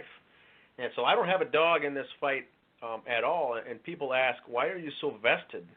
Why are you so interested in a case that has no impact on you? And I said, well, when it involves a 5-year-old girl and a wife, an innocent family of 3, brutally murdered, I said, I don't know if that sits well with you or not, but it certainly does not sit well with me. So that's why we've been pushing this ever since, and really keeping up on it and making sure this information gets out there, because a lot of people don't know about it. But when we go to our various YouTube videos and our page, some of the analytics is the majority of after the U.S., it's all Europe following this case. Paris and France and London and Germany are very heavily influenced in this, and we've got members from all over. Last I checked, it was over 45 countries of people following the case that are following this all around the world. So this is a big case, and like you said, they've done a good job to really suppress it here in the U.S. But the Daily News, UK, the Daily News is really one of the first articles that even appeared in this story about this Crowley case. And I live in Minnesota myself, 30 minutes away from the crime scene, and I found out about from the Daily Mail. Yeah, you see, I mean, it's amazing how suppressed such a big case that has so many loose ends. I mean, this, forget about the Mueller report. Like, this should have been on the mainstream media for like 3 months with like breaking news, and it's like this, but it's a big case when they're making it a point not to talk about it. Very similar to like that shooting in Colorado. Now you have a transgender girl and an anti-Trump kid that shot up the school, and now the mainstream media is not talking about it because it doesn't fit the narrative. It's not like a MAGA hat alt-right, and where they spend months on that, and with all the analysis and the political pundits weighing in, whereas you have this one doesn't fit the narrative. It's not a white supremacist. We're not going to talk about that because we can't talk about trans people, this and that. And it's, right there, it has nothing to do with this, but it's a good example of when something doesn't fit the narrative, they're just going to, breeze over it. They're going to put out like 1-2 paragraph article with one photo, and just to say that, we covered it, but no, you didn't. And one of the big questions I have here, of course, being obsessed with the Bohemian Grove. I have anti-Bohemian Grove tattoos all over my body. My band's all Sacred Owls, of course, is all about. Our logo is the owl crossed out, and then so Greg knew I'd get a kick out of the one crime scene photo of Crowley's office, where it looks like he has a scale model of the 40-foot statue of an owl with like the moon altar, where they have the cremation of care ceremony, where of course they sacrifice an effigy of a child to the flames every midsummer. To rid themselves of a conscience. And when I first saw that photo, it reminded me of this meme that Dee's Illustration put out years ago of the cremation of care playset, and like a kid with a pentagram T-shirt and green hair was like playing with little action figures of Henry Kissinger and George Bush and stuff like that. But that blew my mind. I was wondering, why is there a scale model of this occult symbol of the secret society, which, mind you, is a secret society where global elites, United States political pundits, political figures, ex and future presidents have talked. The Manhattan Project was launched there. We talked about a lot of that on the last show, and they've been involved in human trafficking, rape and murder of children, and all kinds of heinous acts that, kind of when I look at these crime scene photos, it feels very reminiscent to the stories being told by Paul Benassi, Troy Boner, Alicia Owens, and the Franklin cover-up by John DeCamp, where, blood is being, things are being written on the walls, bodies are being hacked up and placed in odd ways. Greg pointed out that Crowley's hand was like put into like a certain shape. It's kind of like what 4chan was trolling everyone, like that's a white supremacist hand sign, but it's also like the Phi Beta Kappa. Of course, that Colin Kaepernick, football player, he's a part of that. So there's a lot of photos of a lot of celebrities and stuff with this kind of like AOK sign, and sure enough, his dead body has. I mean, dead bodies don't just die and then your index finger curls up and touches your thumb with like your other three fingers extended. That's not a natural. Typically, it'll just kind of like close up altogether, unless it's palm down, and then they would usually be all out, maybe slightly like pulled in from any crime scene photos I have. So I just wanted to talk about those two things. What do you make of the Bohemian Grove owl playset, as it were, being at in his office, and do you make of anything with that hand signal? Go ahead, Greg. Okay, sorry. I had to laugh at the whole thing. Okay, so there's that owl being in the house is either a movie prop. It was something that was given to David. I don't believe that it was something that he like worshipped. That was the other thing. So when I first saw that image, I had all of these different thoughts. And it's like the most logical one would be that it's a movie prop that he was going to use. Maybe that was going to be part of this whole document or part of David's film that he was working on, But I really don't know. And it's not just about why it was there. It's about also who made that for him. That looks handmade. It's nice. And it's well very done. Detailed. Yeah. It's well done. Yeah. I have a background in architecture. I've done a lot of architectural scale models, and I've seen thousands. 40 feet.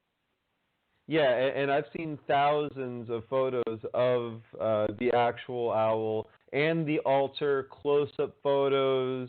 There's the videos shot by employees of the Bohemian Grove that got released, I think, back in like 2005 to InfoWars that they played, where you really get up close. They even have video inside of the owl, and you can see the effigy, like the skeleton. It's like a metal skeleton on some wood planks that they use to carry it, and then they just wrap that all in like flammable, probably fabric or paper, in order to burn it every time and reuse that same skeleton over and over again. And I can say like this is like somebody that like knew you can't make something like that from photos. And if you did, I mean, with that level of detail, I mean, you must have really spent some time looking at hundreds and hundreds of every like little angle, all of like the way the stone. It's not a usual shape, this owl. It's more of like an obscured. It's not like you see like a very distinct beak. It's really just like a point. They designed this thing to almost look like a weathered artifact of something that used to have more definition, very similar to like the Sphinx or the pyramids, where thousands of years of sands have been beating against it, and now it's just kind of this very amorphic shape of kind of like this owl shape.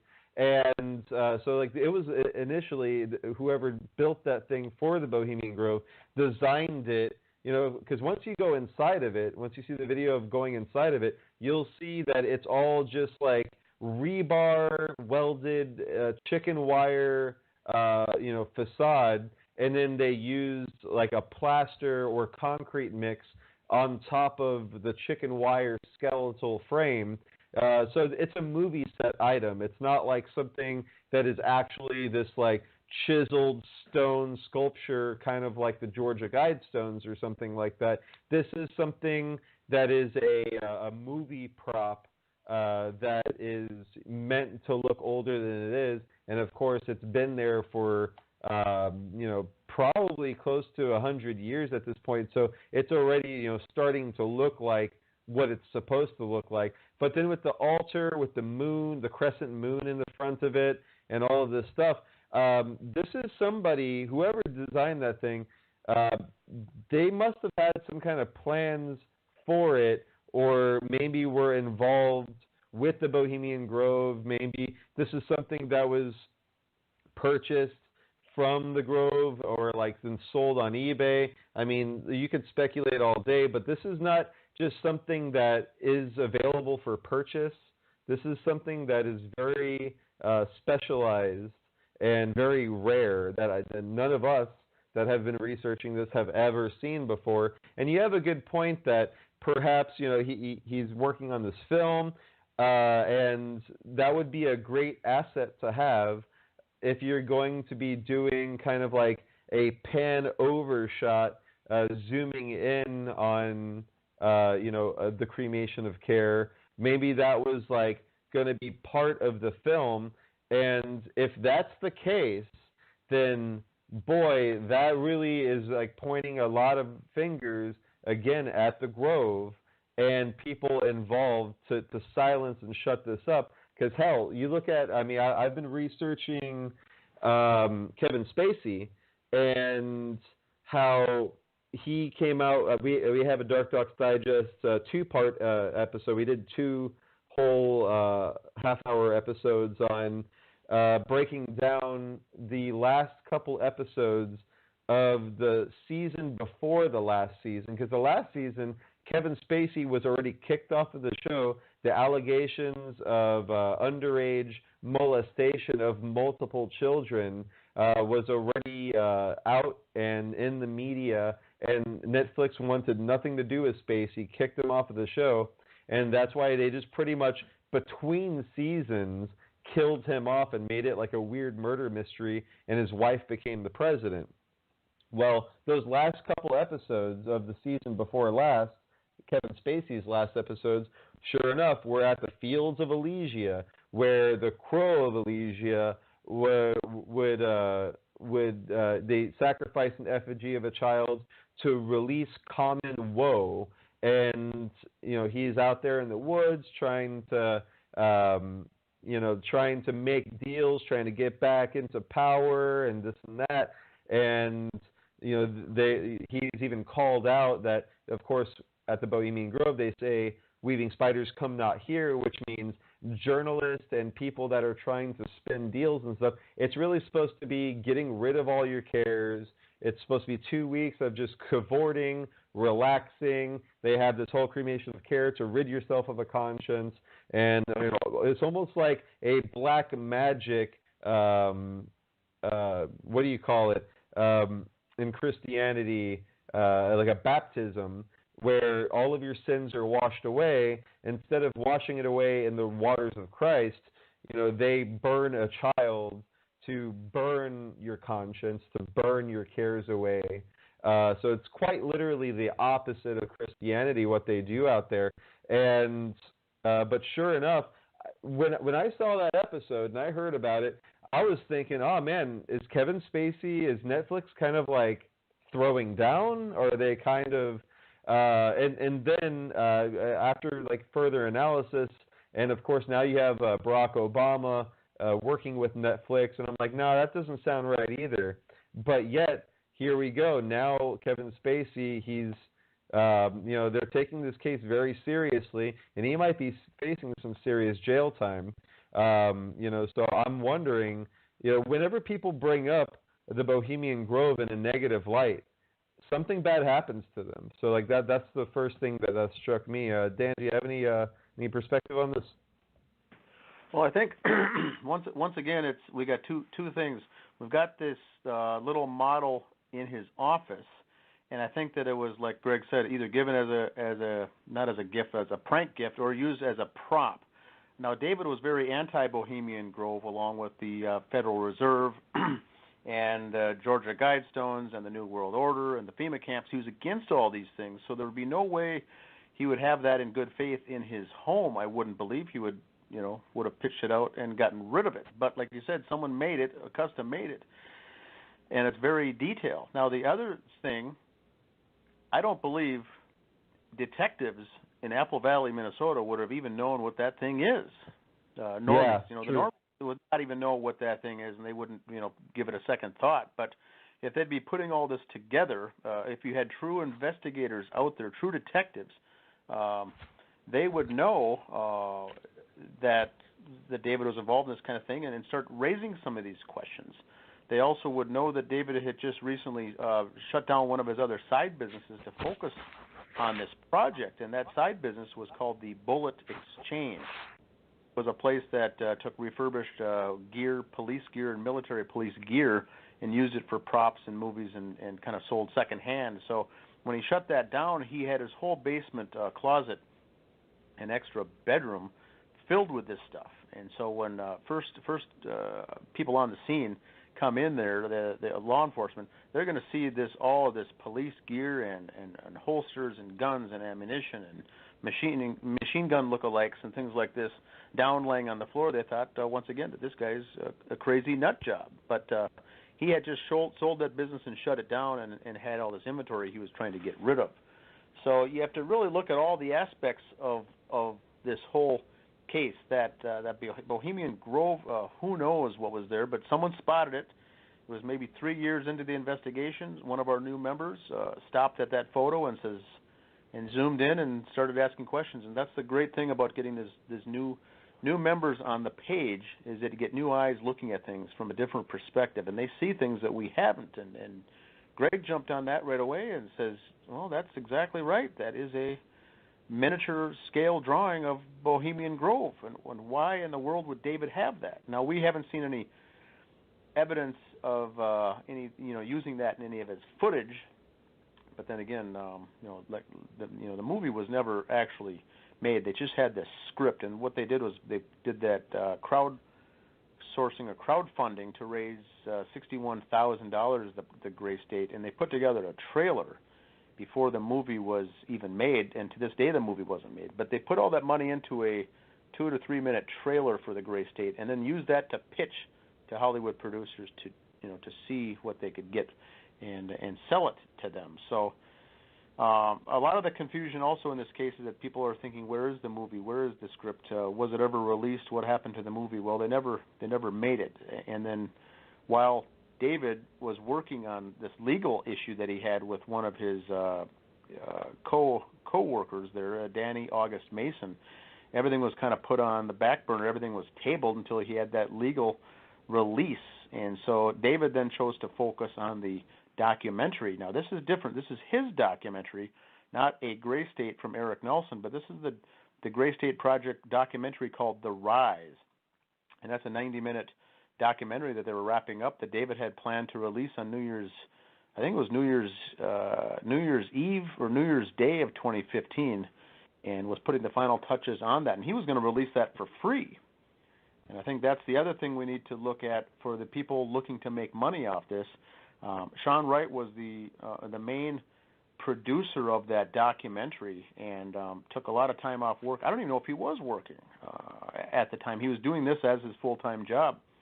And when it got out that David was going to release this for free on YouTube, just to get the word out there about the New World Order and what was going on here behind the scenes, that didn't sit well with Sean Wright, because he was thinking that they were going to sell that documentary, The Rise, in stores, online, and everything else. And that was going to be his payday. So we've got him upset about the documentary. Danny August Mason upset about the project itself that he was basically written out of. And you got all these things going on to get this perfect storm, while at the same time Sean Wright claiming that he was David Crowley's best friend, and they hung out and they did all these things together, and their kids played together. Sean Wright's the one leaving on a Facebook post his cell phone number saying, call me when you get a chance because this is important about my tax stuff. And so if you have his number, and he would have known to just do an instant message, but by putting that out there on a public comment, his cell number saying, dude, call me. And sure enough, that was in there. That tax stuff was in there. And after the deaths, Sean Wright did end up releasing that documentary called The Rise, with 9 minutes cut out of that production, including the tax talk. So we had a lot of angst and anger and frustration by these main key players leading up to the deaths. And Greg, you can vouch for this. After the family was found, the 3 bodies were found, and before the funeral took place, there was a lot of happy campers in this group. Photos surfacing of everyone smiling. It's almost like had been lifted from their back by having this family killed. Well, at the same time, they were telling us that we need time to grieve. These are our best friend that died, and we knew the family very well. Quit making a mockery of the family and quit investigating it because we need time to grieve. While the next day we're seeing some of these same characters show up on television interviews and alternate media interviews about this case, looking like they hadn't lost a wink of sleep at all.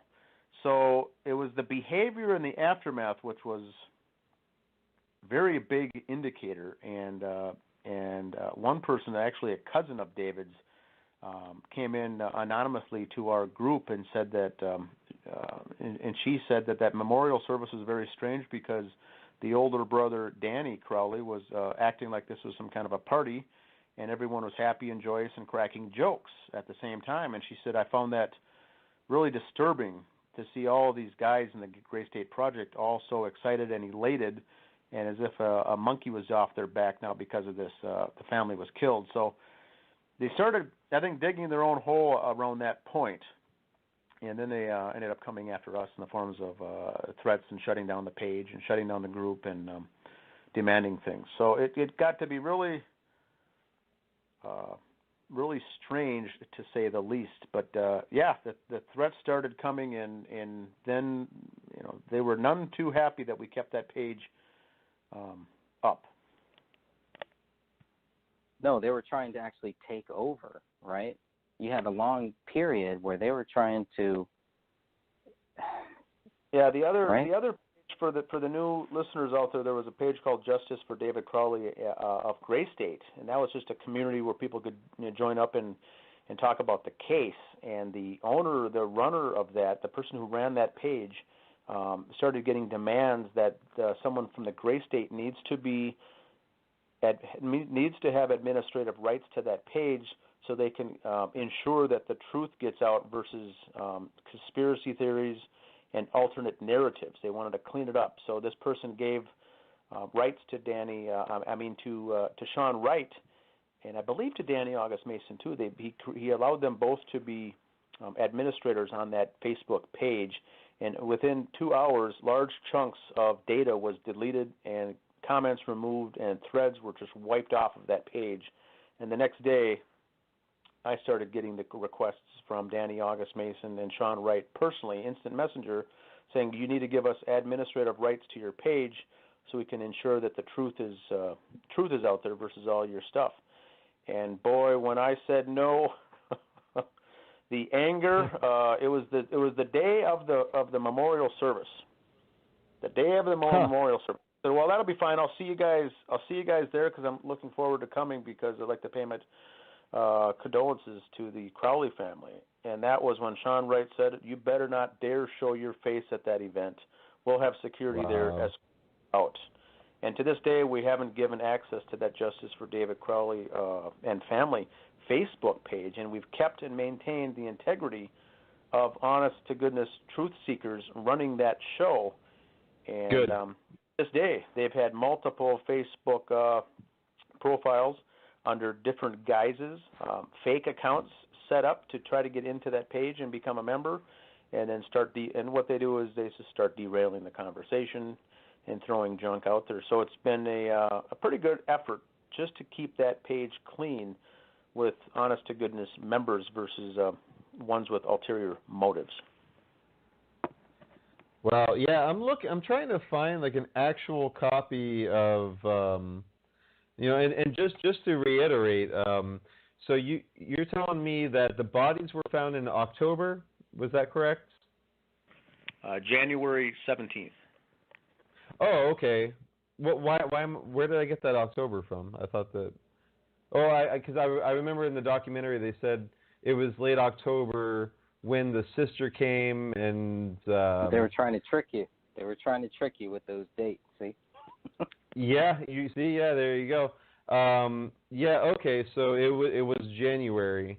Gotcha. So they did release The Rise while he was still alive. No, There's no. two. It was a year later. It was a year later. Okay. All right. And it is out free, but it's got 9 minutes of key information removed from the version David Crowley had. Yeah, because on YouTube, I'm just trying to find it now, and there's this is a rough cut, and then you have some people saying that this is not the real movie. Don't watch. Subliminal messages, weird soundtrack, and then there's like a whole thread under that, and then there's all these other ones that are like it seems like clickbait. Like I'm just trying to find like one that's legit. Have you guys seen it? Is there like an actual like decent copy of it out there? The only good one, Greg, is called I think it's the Rise.wiki is the official one, but they don't have it set up Google Analytics, and it's a poorly done page, so there's not a lot of traffic drawn to that at all. The actual one, which I've seen it myself, that's actually a pretty good documentary, and it should be seen by a lot of people. It's a very anti-NWO, anti-Federal Reserve, Georgia Guidestones, Bohemian Grove type of thing, bankers, and so that's a good documentary, but it's not out there. So when you do a search for it, you're seeing all this other crap that's showing up in the search results, and that does need to be cleaned up because there's a lot of true conspiracy theories out there. Well, I mean, Dan, you've seen both of them, so you've seen. I mean, all of us have probably seen. Not all of us, but there's many of us who have seen the rough cut and this one that was put out after. Yeah, I've seen them both. Death. Right. So, I mean, that's the other thing, right? Is there's two different ones, and the one that was I'm going to jump on a different phone here. My phone's going to go dead. The one that got out there that got leaked. There's actually one version that got leaked. The original one that David did that still had Sean Wright's tech stuff in there, it was called the rough cut. That one was anytime someone mirrored it or copied it or threw it up onto YouTube as an actual video, yeah, that got pulled down due to copyright infringement. And guess who was doing the copyright infringement? Oh, they got him. Yeah, guess who's doing the copyright infringement? And that would be Sean Wright. Yeah. Okay, yeah, I see the Rise.wiki, and they have the full movie on here. It's an hour and 58 minutes and 5 seconds. And then there's one that looks like it's in Spanish, and that's like 2 hours and 41 minutes. There's the rough cut one, 2 hours and 39. Now that one, the rough cut was put out right after David died. So right after David died, there was one guy who put that out, and then it spread, and then he got in trouble and he took it down. But by that time, it was already out there. That's why I love the internet. That's how we have conspiracy of silence. We would have never had. Yeah. We would have. That should be in DarkDox. What, the rough cut? Yes. Yeah.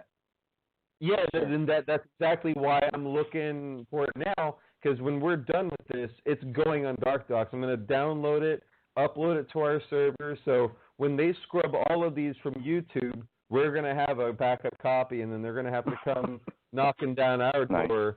Because that's why we made DarkDox.com, because you can't rely on these third-party streaming services. Once they pull that video off of Netflix, once they pull that video off of YouTube, and you just can't get it anymore, if you don't have a hard copy, that's it. And then they can just say, it can just disappear if no one backed it up.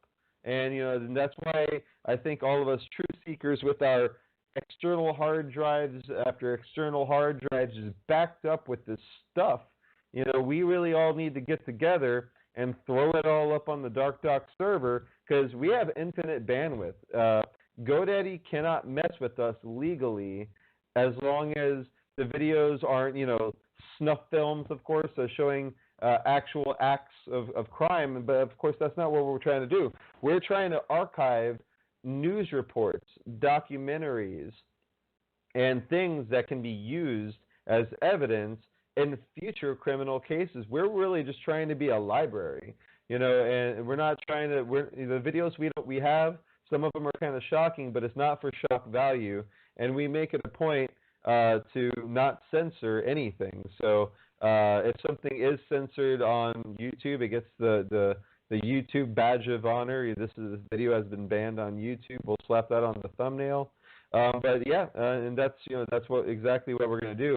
So I'm glad to see that because you can download some stuff from Vimeo, but this doesn't have any links on the therise.wiki /The Rise Movie.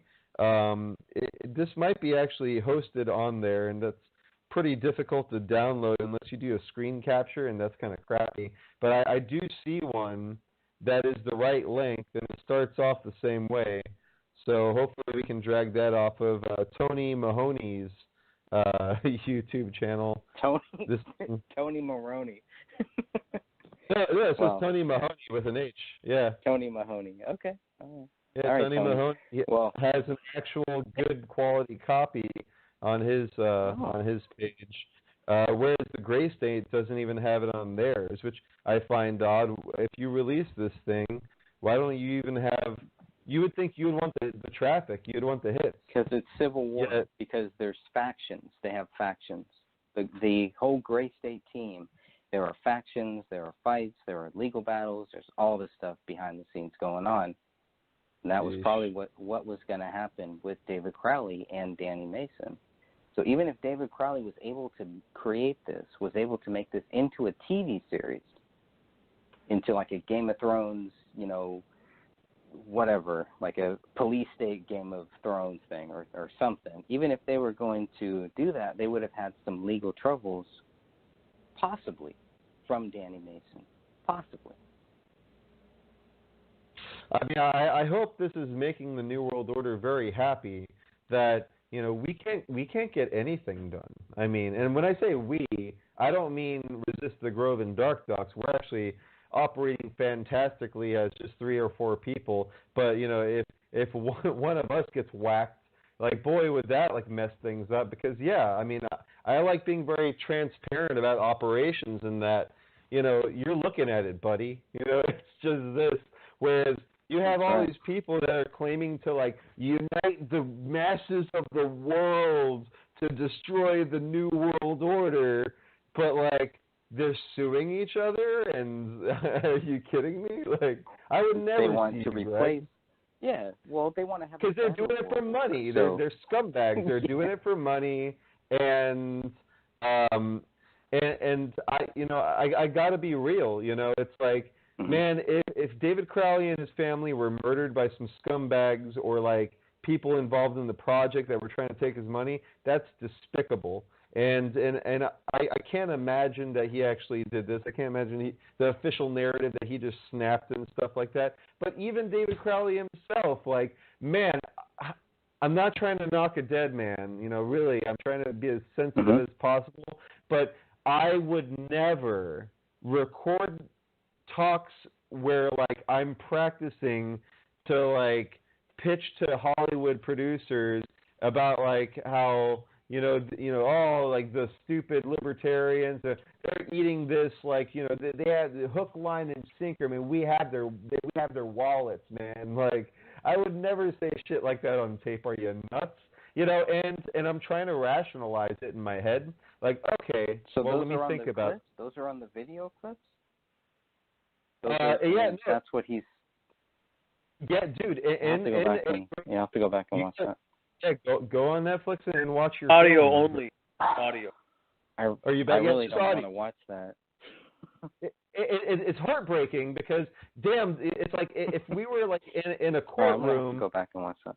Mm-hmm. Yeah, if we were in a courtroom and then the other lawyers played that video and I had to, like, now like the prosecutors and now the defendant, I'd be like, objection, that is very damaging to my argument, like in liar. I would awful. I would ask for the footage that actually contradicts that, and I would weigh that footage. I would take his social media posts. I would take all of the things that he said positively.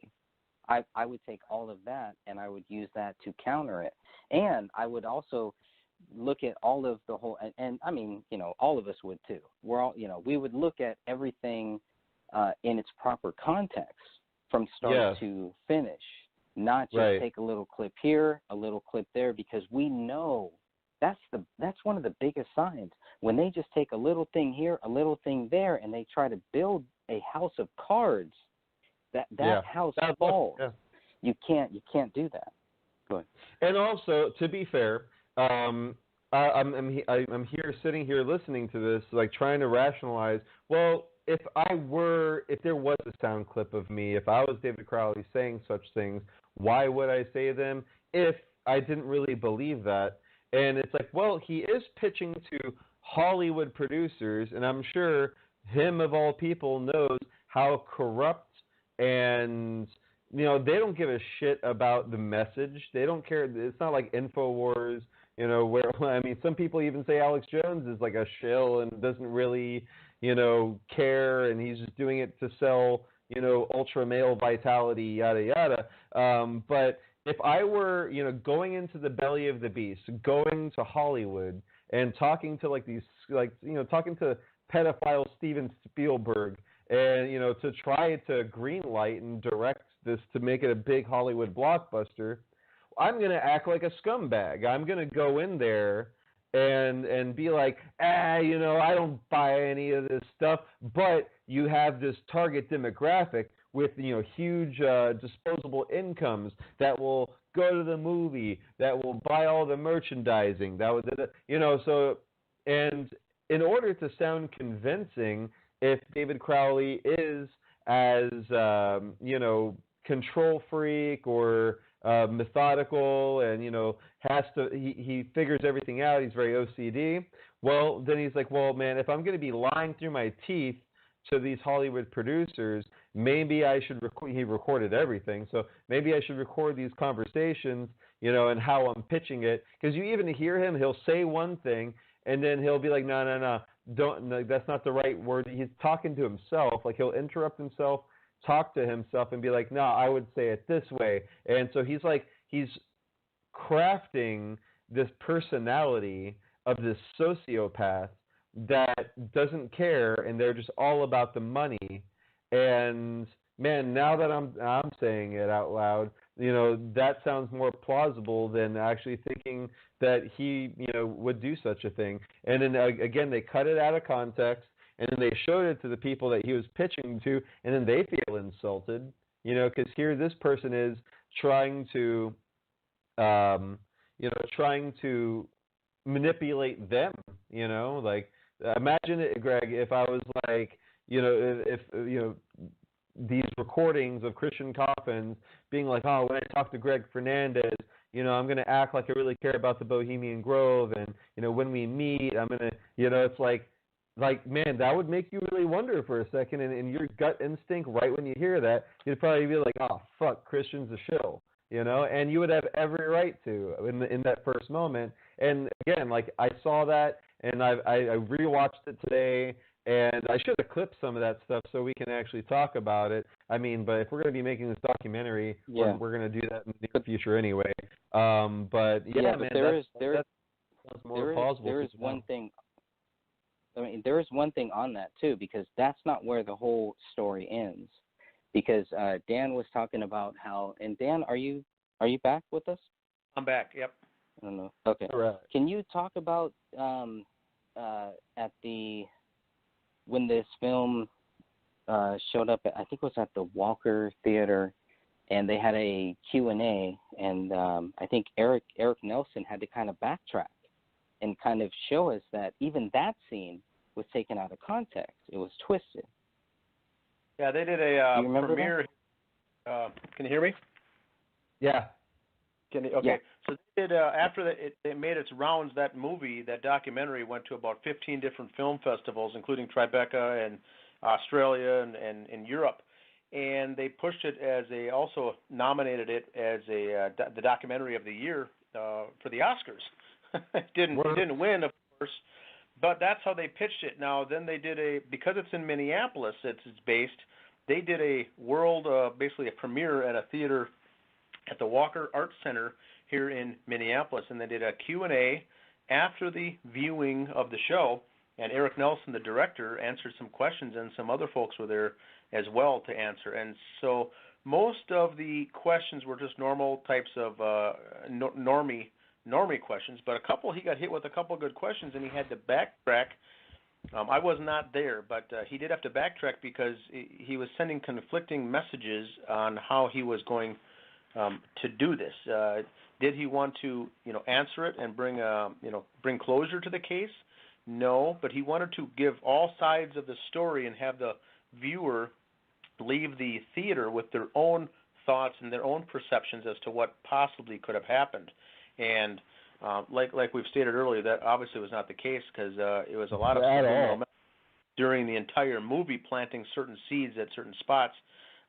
So when you left there, you basically cemented the fact that he did it, and he's a crazy nut job. But like Greg mentioned earlier, most of the traffic on our Justice Facebook page now for new members is people who watch the documentary. That's what's driving the most people. It seems that if you're awake and watching that documentary, it jumps out as you as something does not make sense. But the normies watch it and they, go home and their day is done. They don't think twice about it. But we're getting a lot of traction on our page from people who watch that documentary, specifically like yourself, Christian. Well, I love it, man, because, and again, there's no such thing as bad publicity where, you guys got railroaded in this thing, yet now you're seeing the spoils of war, where here we are now. Now we're going to put out the real documentary through DarkDox, and now you have people watching it on Netflix that are semi-woke or woke, and they're like, that doesn't make sense. I'm going to, start truth-seeking, and they're bound to find your endless stuff on your websites. Again, they're linked, gregfernandezjr.com. Dan, do you have your own website on all this, or just the Facebook? Mine is www.uglytruth.info, and I have a playlist on YouTube as well, my Dan Hennon channel, and that consists of 44 videos, all on the Crowley case. That's fantastic, and it's great to be working with you now. You're a regular on Internal Affairs Media. I imagine we're going to be doing a lot of work together, so I'm glad we get along. And, I mean, we covered a lot today in these 2 hours. We got about a minute left. Any last notes from you guys? Nope, I'm good. I think that was pretty solid.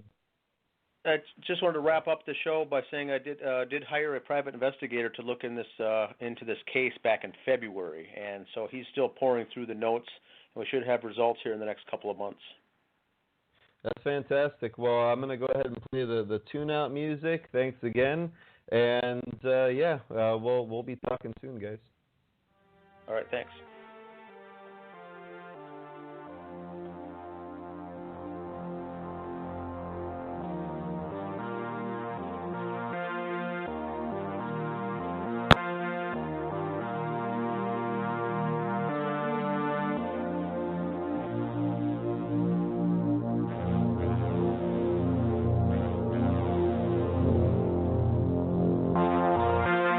If you find value in these broadcasts, please invest in your education and sanity at Eternal Affairs Media and DarkDox.com.